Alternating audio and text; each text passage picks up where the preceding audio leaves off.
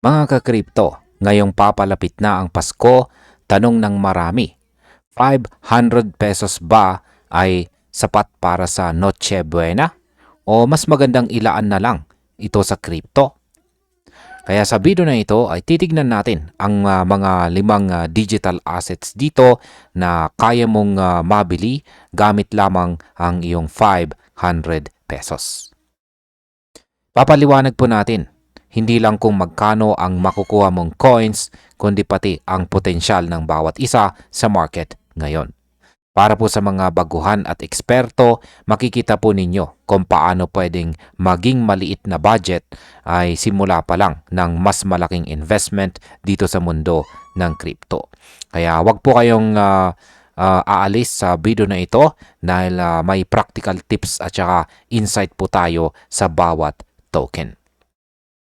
At ayan, simulan po natin sa ating unang katanungan kung paano po ba makakatulong ang 500 pesos sa crypto market. Sa kasalukuyang panahon po ng inflation, malaking issue sa lahat ang purchasing power ng 500 pesos. Kahit sinasabi po ng DTI na sapat pa ito para sa simpleng Noche Buena meal, ramdam ng marami ang pagtaas ng presyo ng ham, fruit salad at spaghetti. Pero sa mundo po ng crypto, ang 500 pesos ay kayang bumili ng malaking quantity ng ilang coins. Base po sa CoinMarketCap data, may 5 digital assets na abot kaya at pwedeng maging strategic entry para sa mga baguhan.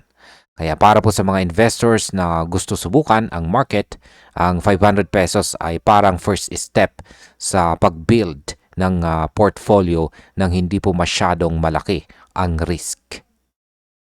Ngayon ay bakit po ba si Dogecoin or Doge ang magandang simula rito? Ayan, si Doge or Dogecoin ay nagtitrade po sa mga presyong 8.96 pesos kada coin. Kaya ang 500 pesos ay makakabili ka ng halos 55 na Doge. Bagamat kilala bilang meme coin si Doge ay may distinct price cycles lalo na sa panahon ng market rally.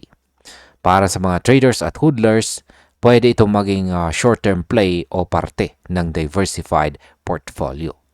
Ang key po dito ay ma-monitor ang market phases at malaman kung kailan mag-accumulate o magbenta. Kahit hindi po ito traditional investment, marami ang nakakita ng potential gains dito sa bawat surge ng market.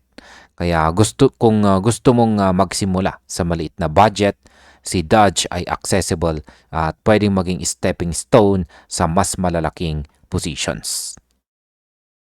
Ano naman po ang significance ng SUI? Si SUI ay nasa 92.68 pesos kada coin. Kaya ang 500 pesos ay makakabili ka ng 5.3 SUI. Bilang Layer 1 blockchain, si SUI ay itinuturing na strong technical project na may long-term growth potential. Para sa mga investors, ito po ay value play kung saan pwede mong asahan ang ecosystem expansion at adoption. Ang market positioning po ni SUI ay nagpapakita ng maayos na technical foundation na pwedeng magbigay ng recovery potential sa mga susunod na buwan o taon. Kung titignan po natin ang risk versus reward, ang maliit na allocation po kay SUI ay pwedeng maging bahagi ng diversified strategy sa crypto portfolio ng mga baguhan at syempre maging mga experienced investors na rin. Ngayon ay bakit naman po kakaiba si Hedera or HBAR? Si Hedera ay nagtitrade po sa mga presyong 8.76 pesos. Kaya ang 500 pesos ay makakabili ka ng halos 57 na HBAR. Hindi ito traditional blockchain. Ito po ay hash graph, isang distributed ledger technology na alternative sa standard blockchain architecture. Para po sa mga gustong mag-diversify, ang Hedera ay nagbibigay po ng exposure sa ibang technology landscape. Ang uniqueness po nito ay pwedeng maging advantage lalo na kung lumalawak ang adoption ng non-blockchain DLT projects. Kaya kung gusto mong mag-invest sa tech na may potential growth at innovation, si HBAR ay worth considering sa maliit na budget. Ngayon ay paano naman po pumasok ang itong si Aster at saka XRP? Si Aster ay nasa presyong 65.57 pesos kada coin. Kaya ang 500 pesos ay makakabili ka ng 7.6 Aster. Nakikita po ang Aster bilang strategic proxy sa hyperliquid ecosystem na medyo out of range sa 500 pesos. Kaya ang maliit na allocation ay entry point pa lamang. Si XRP naman po rito ay 130.24 pesos bawat coin. Kaya ang 500 pesos ay makakabili ka ng 3.8 XRP. Kahit na maliit po ang quantity, si XRP ay staple sa Philippine crypto portfolios dahil sa malaking following at positioning nito sa institutional finance at saka cross-border payments. Ang dalawang ito ay nagpapakita ng kombinasyon ng speculative at saka strategic bets para sa mga small investors na may limited budget. Ngayon ay ano naman po ang blue chip alternative at peso cost averaging. Yan, para po sa mga conservative investors o baguhan, maaaring mas mainam po na mag-stick sa market leaders tulad po ni na Bitcoin, Ethereum, XRP, Solana at saka BNB. Kahit ang 500 pesos lang, pwede ka nang magsimula sa peso cost averaging strategy kung saan naglalagay ka ng fixed amount regularly regardless sa presyo. Sa pag-consistent na pagbili bawat buwan, naiiwasan po ang short-term volatility at unti-unti mong nababawasan ang average cost per unit. Over time, makakabuo ka ng significant position sa safer assets kahit maliit lang ang starting capital. Kaya importanteng tandaan na ito ay long-term strategy at maaring may 5 taon or higit pa bago makita ang full potential ng na-accumulate or naipon na investment. At ayan, ngayon ay bakit naman po strategic ang entry point na ito?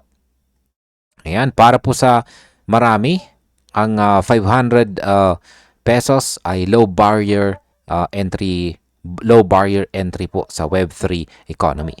Pwede kang mag-bet sa unique technology ni Hedera, market cycles ni Dogecoin o dahan-dahang mag-accumulate ng Bitcoin via peso cost averaging. Ang magandang strategy po dito ay diversification at consistent small investments para hindi po malugi sa volatility ng market.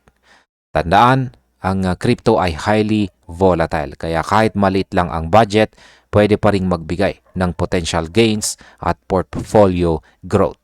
Kaya kung gusto mong magsimula ng hindi malaki ang risk, maliit na investment ngayon ay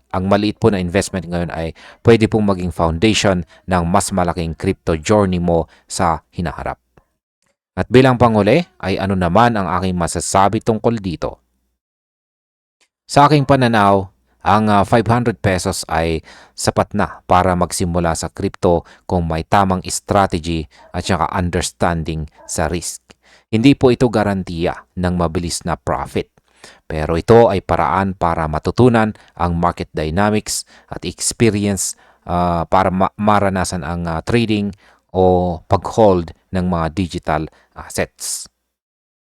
Ang 5 tokens po na ibinahagi rito ay may iba't ibang profiles at saka potential growth. Kaya diversified approach ito ay ideal. At sa kabuuan, ang maliit na budget ay hindi hadlang para sumali sa mundo ng crypto. Basta may disiplina at saka long-term mindset. At sa kabuuan, mas mahalaga ay ang consistency at kaalaman kaysa sa laki ng ating initial capital. At ayun, hanggang dito na lamang po tayo sa video na ito mga ka-crypto. Maraming salamat sa panonood.